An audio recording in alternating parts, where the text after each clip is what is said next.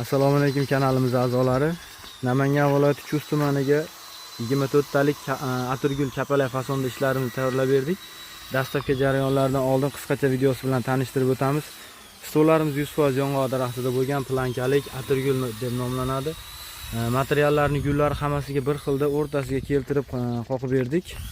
Stolimiz razmeri 6 metrga 120 santimetrlik qilib berdik.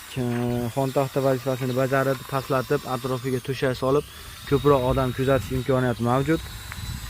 Vodiy bo'ylab dastavkalarimiz bor, pastda nomerlar qoldiramiz. Voha tarafdan ham bemalol aloqaga chiqsanglar bo'ladi. Shofyor akalarimiz bor. Narxlarni kelishtirib, chiroyli narxlarda jo'natyapmiz upakovkalari bilan. Bundan boshqa ranglarini har xil yuzi, aboyiga, rangiga moslab ranglarini, materiallarni o'zgartirib berish imkoniyati mavjud.